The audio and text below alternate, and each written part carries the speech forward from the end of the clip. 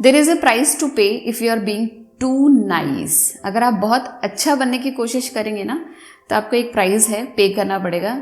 ये जो नाइसनेस है ना आपको बहुत महंगी पड़ जाएगी। Hi guys, thank you for stopping by, thank you for stepping in into your own healing process, because we human being we co create, we cooperate, we co regulate with each other. हमारी healing का हमारी humanity पर effect पड़ता है, हमारे इर्द गिर्द रहने वाले लोगों पर इसका इफेक्ट पड़ता है। तो क्यों ना अपना इनर वर्क किया जाए। गाइस, आज का टॉपिक है being nice is self betrayal.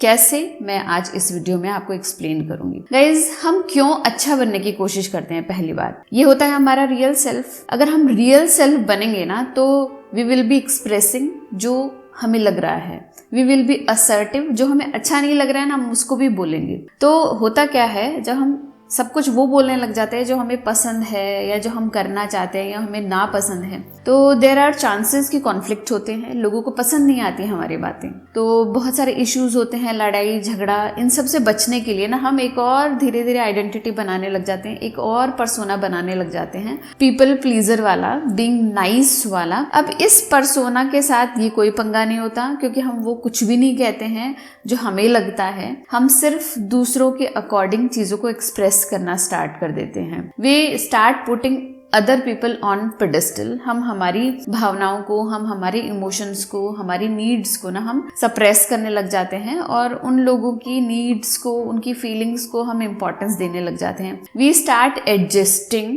हम एनवायरनमेंट के साथ एडजस्ट करना शुरू कर देते हैं। तो इसमें सबसे बड़ी जो प्रॉब्लम आती है वो है पीपल प्लीजिंग का बिहेवियर है ना, वो हमारी पर्सनैलिटी बन जाता है। हम लोगों को और ज़्यादा प्लीज करने लग जाते हैं, जिससे कि क्या होता है, हम हमारे इमोशंस और फीलिंग्स को एक्सप्रेस नहीं कर पाते कि हमें भी तो बदले में कुछ चाहिए, है ना। हम अगर किसी के लिए कुछ कर रहे हैं तो वे एक्सपेक्ट ना कि यार थोड़ा बहुत तो वो हमारे साथ थोड़ा प्यार और स्नेह दिखाए, लेकिन वो नहीं दिखाते हैं। दे से कि किसने कहा था करने के लिए, because we are people pleasers, we are being nice. तो ये बनने के लिए ना किसी और ने नहीं कहा था, यू चूज इट बिकॉज आपको ऐसा लगा। ऐसा बनने से ना आपको कॉन्फ्लिक्ट फेस नहीं करना पड़ेगा, आपको लोग अच्छा समझेंगे, इसलिए आप करते हैं, ना कि इसलिए क्योंकि लोगों ने आपको कहा था। तो क्योंकि आप जो चाहते हैं वो आपको लोगों से वापस नहीं मिलता है, यू फील रिजेंटफुल, आपको अंदर ही अंदर ना बहुत ज़्यादा बुरा भी लगता है। एंड बाउंड्री आपकी ख़त्म हो जाती है टाइम के साथ, क्योंकि आप ये समझिए ना, बाउंड्री किसके इर्द गिर्द होती है? बाउंड्री होती है हमारे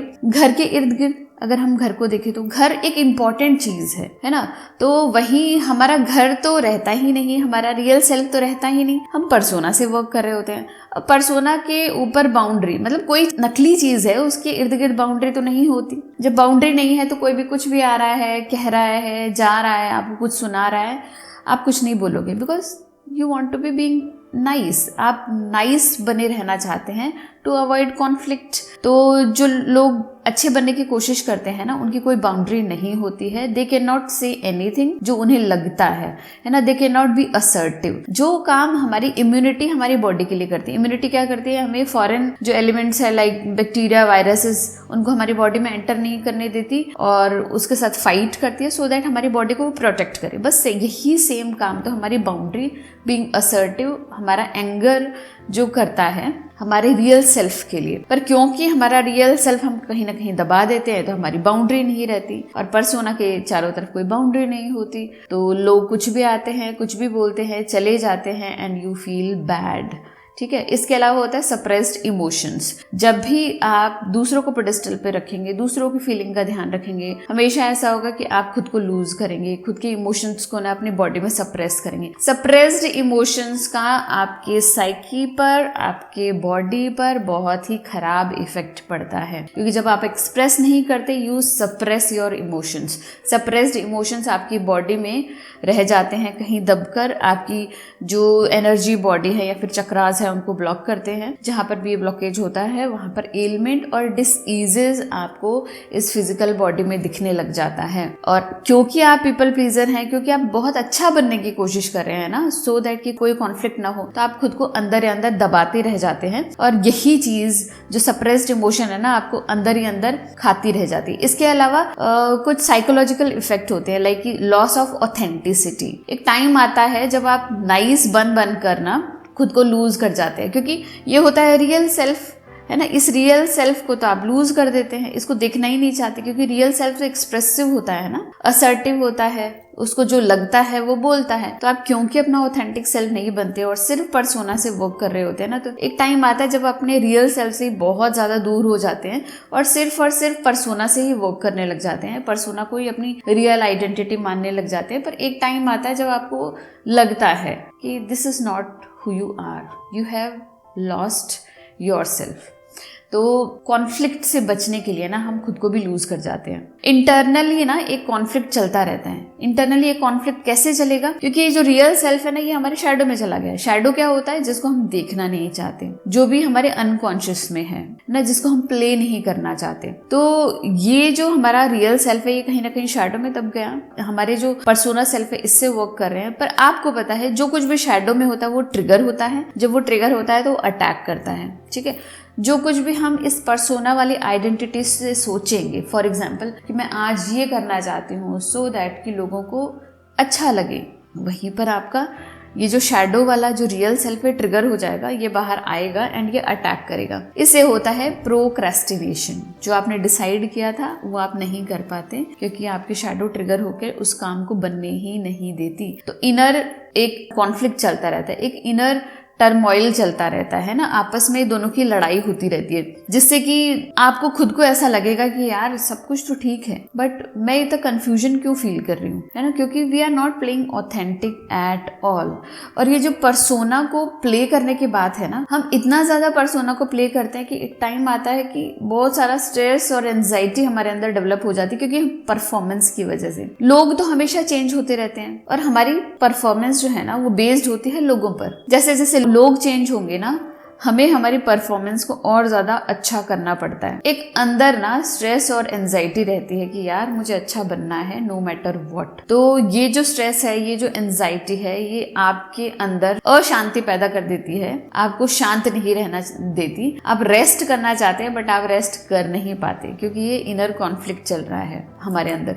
अब एट लास्ट मैं ना 2 एनालॉजीज आपके साथ शेयर करना चाहती हूँ। अगर आपने इन 2 एनालॉजीज को समझ लिया बहुत अच्छे से, तो आपके माइंड में हमेशा रहेगा कि आपको पर्सोना से प्ले करना है। अगर बीइंग नाइस प्ले करना है तो आपको कितना प्ले करना है ना। तो अगर आप इन 2 एनालॉजीज को अपने माइंड में बैठा लेंगे तो आप सही तरीके से परफॉर्म कर पाएंगे, क्योंकि when we know better we do better. पहली एनालॉजी है मास्क वाली एनालॉजी, क्योंकि हमारा जो पर्सोना सेल्फ है, बीइंग नाइस, पीपल प्लीजर वाला जो हमारा आइडेंटिटी है, ये हमारा मास्क वाला बिहेवियर है। अब जैसे कोरोना में हमें मास्क पहनना पड़ा था, ठीक है। हम मास्क पहनते थे जब हम बाहर जाते थे, हम मास्क पहनते थे जब नए लोगों से मिलते थे, हम मास्क पहनते थे जब जरूरत होती थी, हम घर पे आके मास्क उतार देते थे, है ना।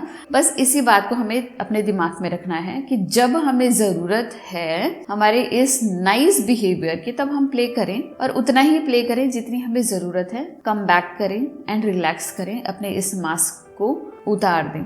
Late me give you some examples कि जैसे कुछ इंट्रोवर्ट्स होते हैं, उनको पार्टी में, गैदरिंग्स में जाना पड़ता है, उन्हें बड़ा जोर आता है, तो वो थोड़ी देर के लिए एक्सट्रोवर्ट बन जाएं तो कोई दिक्कत नहीं है। आप बाहर जाएं, एक्सट्रोवर्ट प्ले करें, कम बैक, इस एक्सट्रोवर्ट के मास्क को उतार दें और उतना ही प्ले करें जहां पे अर्जेंटली रिक्वायर्ड है। खुद को मास्क के पीछे ना लूज ना करें। दूसरा एग्जाम्पल है, जैसे कि मैं एक फेमिनाइन बीइंग हूँ, लेकिन अगर मैं ऑफिस जाती हूँ, यू नो मी कि मैं एक गवर्नमेंट एम्प्लॉय हूँ, मैं ऑफिस जाती हूँ तो वहां पर मैं मैस्कुलाइन प्ले करती हूँ, बिकॉज मुझे कुछ गोल होते हैं जो अचीव करने होते हैं। देयर आर पीपल जो कि मेरे साथ काम करते हैं, तो मुझे उनको थोड़ा गाइड करना होता है। अगर मैं वहीं पे फेमिनाइन प्ले करने लग जाऊंगी तो आई डू नॉट वांट कि उनको मैं अट्रैक्ट करूं, है ना, क्योंकि मेरा मोटो ही नहीं है। मेरा मोटो है वहां पर अपना काम बनवाना, है ना, अपना काम करना। तो वहां पर मैं मैस्कुलाइन प्ले करती हूँ, लेकिन जैसे मैं घर आती हूँ मुझे कोई नीड नहीं है अपने बच्चों के साथ मैस्कुलाइन प्ले करने की, अपने हस्बैंड के साथ मैस्कुलाइन प्ले करने की, बिकॉज वी नो कि मैस्कुलाइन और मैस्कुलाइन आपस में पोलैरिटी नहीं होती, अट्रैक्शन नहीं होता। अगर आपको पोलैरिटी और अट्रैक्शन चाहिए तो आपको सही डायनामिक में वर्क करना पड़ेगा। मैं घर आती हूँ,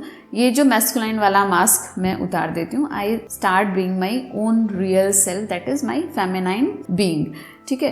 तो आप अपने मास्क का उतना ही यूज करें जितना उस सिचुएशन में रिक्वायर्ड हो, और इसमें कुछ भी गलत नहीं है, इसमें कुछ भी बुरा नहीं है। Main thing is being conscious of what you are doing, ठीक है। दूसरी एनालॉजी हमें याद रखनी है डिफरेंस और गैप की एनालॉजी। आपके रियल सेल्फ और आपके पर्सोना में ना ज्यादा डिफरेंस नहीं होना चाहिए। ऐसा ना हो कि आप अपने ऑथेंटिक सेल्फ को कहीं पीछे छोड़ दें और सिर्फ पर्सोना से ही वर्क कर रहे हैं और इतना दोनों में अंतर है कि आप खुद को ही नहीं पहचान पा रहे। 19-20 का अंतर चलेगा। थोड़ा बहुत पर्सोना हमें इस फिजिकल वर्ल्ड में यूज करना ही पड़ता है, चाहे हम कितना ही अवॉइड करें, लेकिन हमें ये आइडेंटिटी से प्ले करना ही पड़ता है। चलेगा, प्ले कीजिए, बट डिफरेंस बहुत मिनिमम होना चाहिए। जितना जरूरी हो सिर्फ उतना ही डिफरेंस हो। ऐसा ना हो हम खुद को छोड़कर बहुत आगे निकल जाएं एंड हम खुद को ही भूल जाएं कि हम हैं कौन। तो आई होप आज के वीडियो में आपको बहुत अच्छे से समझ आया होगा कि अगर हम ज्यादा नाइस बनते हैं, we are losing our self, we are betraying our self. और इन दो एनालॉजी को याद रखेंगे, मास्क वाली एनालॉजी और गैप वाली एनालॉजी को अगर आप याद रखेंगे, नेक्स्ट टाइम जब भी आप नाइस बनने की कोशिश करेंगे ना, ये चीज आपको याद आ जाएगी कि आपको कितना प्ले करना है। तो मिलते हैं ऐसे इंटरेस्टिंग वीडियो में। तो अगर आपको आज का वीडियो पसंद आया तो please like and subscribe my channel. मिलते हैं ऐसे इंटरेस्टिंग वीडियो में, तब तक के लिए बाय।